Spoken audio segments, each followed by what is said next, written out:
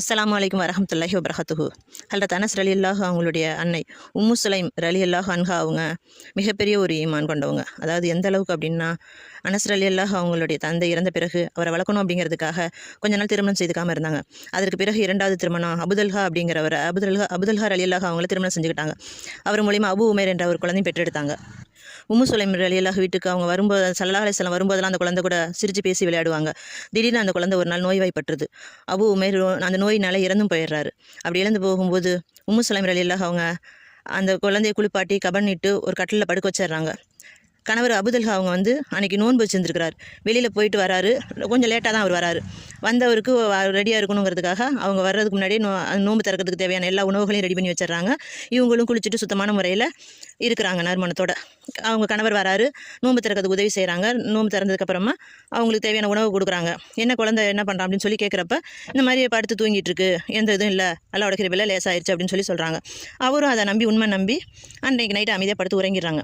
மறுநாள் காலையில் எந்திரிச்சதுக்கப்புறமா அவர்கிட்ட ஒரு கேள்வி கேட்குறாங்க. நம்மக்கிட்ட ஒருத்தவங்க ஒரு பொருள் கொடுத்து வச்சிருந்தா திருப்பி அந்த பொருளை கேட்கும்போது நம்ம அதை தரணுமா தர வேண்டாமா அப்படின்னு சொல்லி கேட்குறாங்க. இது என்ன கேள்வி? அமானிதமாக நம்மக்கிட்ட ஒரு பொருளை கொடுக்குறாங்கன்னா நிச்சயமாக அதை திருப்பி தரதான் வேணும், அதை எப்படி நீ இல்லைன்னு சொல்லுவேன் அப்படின்னு சொல்லி அவரும் கேட்குறாரு.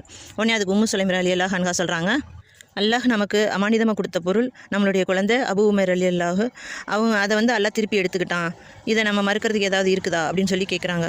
அந்த செய்தி அவரை ரொம்பவே கவலை கொள்ள வைக்குது. உடனே நேராக நபி அவங்ககிட்ட போகிறாரு. இந்த மாதிரி நடந்துருச்சு, என் மனைவி இந்த விஷயத்தை மறைச்சிட்டாங்க அப்படின்னு சொல்லி உண்மை நடந்ததை சொல்கிறாரு. உடனே அதுக்கு நபிகள் நாயகம் ஸல்லல்லாஹு அலைஹி வஸல்லம் சொல்கிறாங்க, இன்றரு அல்லாஹ் உங்களுக்கு பரக்கத் செய்வான் அப்படின்னு சொல்லி துவா செய்கிறாங்க. அதுக்கப்புறமா ஒரு அன்சாபி சஹாபி சொல்லியிருக்கிறாரு அவங்கள பற்றி. அதாவது ஸல்லல்லாஹு அலைஹி வஸல்லம் அவங்க துவா செஞ்சதன் பொருட்டா அதுக்கப்புறமா உம்மு சுலைம் ரலியல்லாஹு அன்ஹா அவங்களுக்கு அபுதல்ஹா அவங்க மூலியமாக அப்துல்லாஹ் இப்னு அபீதல்லாஹ் அப்படிங்கிறவங்க ஒரு குழந்தை பிறந்தது. அந்த அப்துல்லாஹ் அவர் மூலியமாக 9 குழந்தைகள் பிறந்தாங்க. அதாவது அந்த 9 குழந்தைகளுமே எல்லாருமே குரானை மனனம் செய்கிறவங்களா இருந்தாங்க. மனனம் செஞ்சு அதில் மிக சிறப்பு வாய்ந்த மேதைகளாக திகழ்ந்தாங்க அப்படின்னு நூல் புகாரியில் குறிப்பிடப்பட்டிருக்கிறது. அதாவது இது என்ன அப்படின்னா, ஒரு தாய் ஒரு குழந்தை இருக்கிறதுங்கிறது மிக கொடுமையான விஷயம். அந்த இடத்துல உம்மு சுலைம் ரலியல்லாஹு அவங்க மிக பொறுமையாக கடைபிடிச்சிருக்கிறாங்க.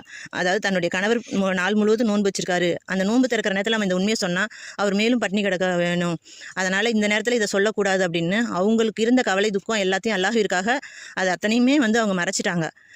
அதனால் அல்லாஹ்கிட்ட கட்டளை இது அப்படின்னு அவங்க அதை முழு மனதோடு ஏற்றுக்கிட்டாங்க.